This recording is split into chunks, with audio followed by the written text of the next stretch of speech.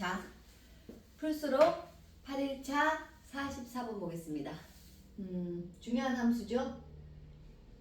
뭐가 중요해? 보여요? 무슨 함수? 그렇지, 주기함수. 주기가 얼마? 주기가 4다. 즉 4텀마다 y값이 같으므로 똑같은 그래프가 복붙된다. 설명을 충분히 했었어요.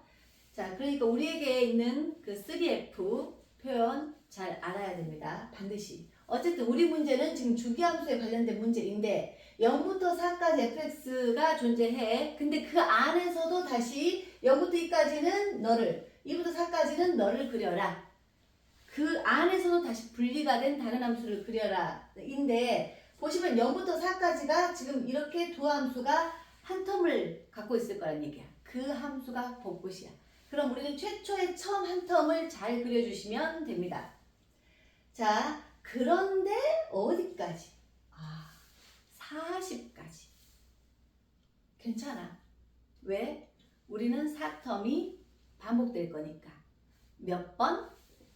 0부터 40까지인데 4텀이 몇 번? 10번. 그래서 최초의 한 텀만 잘 그려주시면 된다고. 그럴 때 fx-5는 0의 모든 실근의 합을 구하여라. 자, 여기서 또 다른 중요한 얘기가 나오죠. 이런 표현 뭔 말인지 모르면 안 된다. -5 넘겨야죠. 그럼 뭐예요? fx는 5야. 지금 무슨 말? y는 fx랑 y는 5라는 상수함수가 만나는 모든 교점의 x좌표의 합을 구하시오. 알죠? 그러라는 얘기야. 일단 그래프만 그리면 모든 게 해결이 됩니다. 보시면 먼저 우리가 fx를 그리려면 0부터 2까지는 우리 지수함수인데 무슨 함수? 증가함수를. 그리고 2부터 4까지는 어때요? 밑이 같아요. 밑이 같은데 뭐 했어요? x 앞에 보 반대니까 y축 대칭을 시켰다가 그놈을 x축 방향으로 4만큼 다시 평행이동 시켜야 돼. 그러니까 얘를 y축 대칭 시켰다가 다시 x축 방향으로 4만큼 평행이동. 자, 저 정보도 매우 중요합니다. 혹시나 여기서 여기 넘어가는 거 모르는 친구들이 혹시 있을까봐 잠깐 설명을 하면요. 그러니까 y는 3x승의 그래프를 y축 대칭을 시키면 어떻게 돼요? y축 대칭을 시키면 x보 반대니까 y는 3-x가 되고 저 놈을 다시 x축 방향 얼마만큼? 4만큼 평행이동을 시키면 x 대신 x-4를 넣을 거잖아. 그러면 어때요? 네가 되는 게 맞지요? 너가 되는 게 맞다고. 자, 설명을 친절하게 한 이유는 좀 이따 그래프를 보면서 설명할게요. 그러면 먼저 그래프를 어떻게 그리냐? 0, 그 다음에 뭐? 2, 그 다음 뭐? 4 구간 잡아주시고. 그래프 어렵지 않아요. 어차피 너의 개형은 증가함수 쭉 증가하게 이렇게 그릴 거야. 그렇다면 항상 양 끝점 넣어주면 끝. 0 넣으면 얼마예요? 1. 0 넣으면 1. 그리고 2 넣으면 얼마예요? 2 넣으면 9. 그럼 뭐 대략 이쯤에 있다고 칠게요. 그냥 정확하게 간격이 맞진 않지만 이렇게 2 넣으면 9. 근데 여기는 이제 빵꾸 뚫어졌어요. 그리고 증가함수니까 어떻게 그려지겠어? 이렇게 연결해 주시면 되겠죠. 됐나요? 그리고 2부터 4까지는 너를 그릴 거야. 2부터 4까지는. 그럼 또 양 끝점 넣으시라고. 2 넣으면 얼마예요? 9 맞죠? 2,9 맞으니까 이 점 지난다고요. 우리 그래프가. 네가.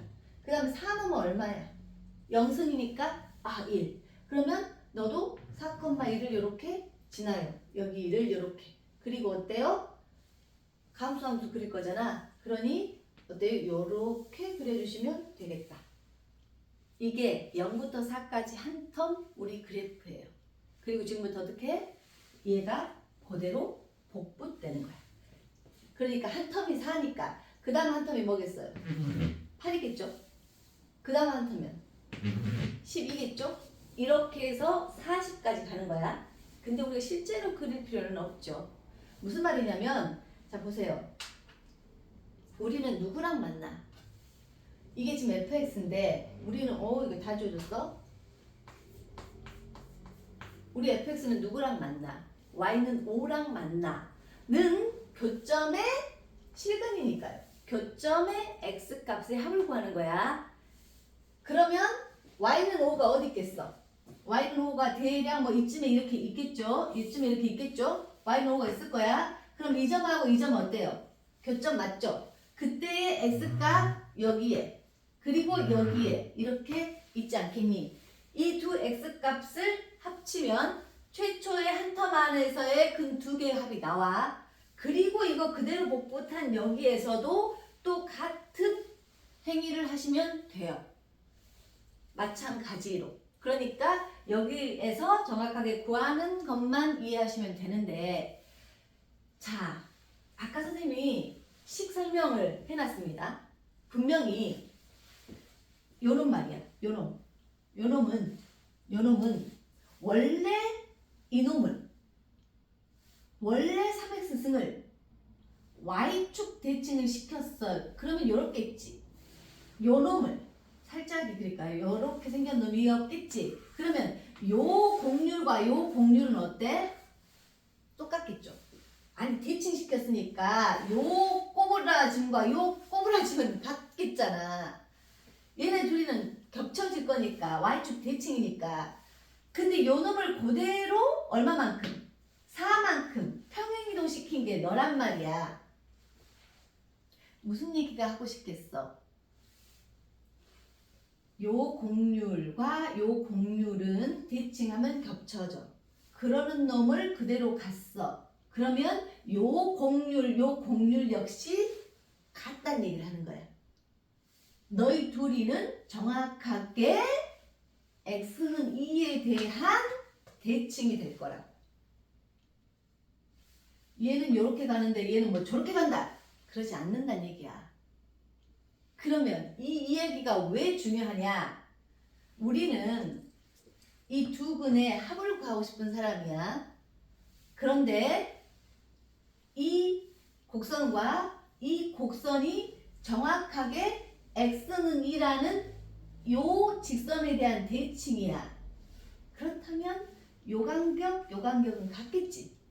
다시 말해서 그대로 데려오면 요 두 근의 이 간격이 어째? 똑같다. 그러면 이 교점의 x 좌표를 하나를 알파라고 놓고 알파 또 하나 너를 베타라고 놓는다면 우리는 이 두 근의 합이 구하고 싶은 사람인데 진짜로 이 두 근을 구하는 것이 아니라 두 근의 중점이 2라는 것을 이용한다는 거야. 대칭이니까 간격 같으니까. 왜? 원래 너를 대칭 평행이동한 놈이니까. 그래서 알파 플러스 베타 나누기 2한 중점이 2다 이러시면 알파 플러스 베타가 얼마가 나와? 4가 나와. 마찬가지.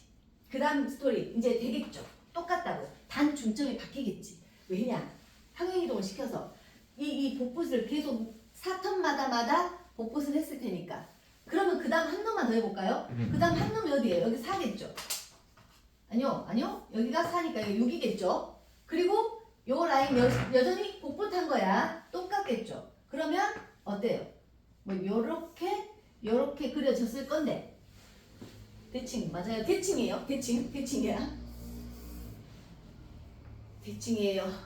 그러면 다시 y는 5라인이 여기를 여전히 치고 가겠지. 그때 교점 있을 것이고 그때의 교점의 x좌표가 근인데 여기를 뭐 알파 베타 감마 델타라고 한다라면 나는 이 두 근의 합을 구하고 싶다니까. 근데 이 간격이 똑같으니 6이 바로 이 두 근의 중점이 된다고. 그렇다면 중점 구하는 공식을 이용하겠다고. 감마 플러스 델타 나누기 2 둘이 더의 반띵한 중점은 6이야. 그러면 감마 플러스 델타는 얼마야? 12야. 오케이? 즉 중점에 몇 배를 하면 되는 거야? 2배를 하면 두 근의 합이 나와.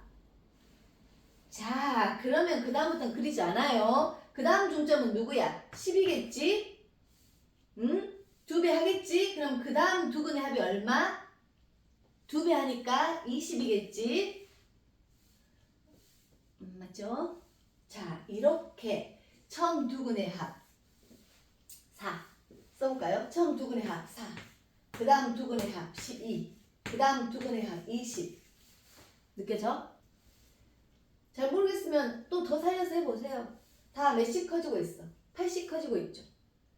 자, 여기서부터는 이제 뭐냐, 이미 배워서 아시는 친구들은 무슨 수열? 그렇죠. 8이 공차인 등차 수열, 일반항과 합공식을 이용하여 구할 수 있겠고, 그렇지 않은 친구들은 10개쯤 어때요? 나열해야죠. 뭐 일단은 나열할게요. 일단은 배우지 않은 친구들도 있을 수 있으니 나열할게요. 즉 8씩 더해가면 됩니다. 28, 36, 44, 52, 60, 68, 76. 어때요? 지금 10개 돼요? 1, 하나, 2개, 3개, 4개, 5, 6, 7, 8, 9, 10. 딱 10개 맞죠? 자, 이것들을 다 어째라? 다 더해라. 더할 때 어떻게 더해요? 가우스는 리얼스 때 이렇게 더했습니다. 이렇게 더하면 얼마? 80. 이렇게 더해도 얼마? 80. 그래서 80이 몇 번? 10개니까 5살. 5, 8, 40에 동그라미 하나. 400이 우리 답이 됩니다. 다시 할까?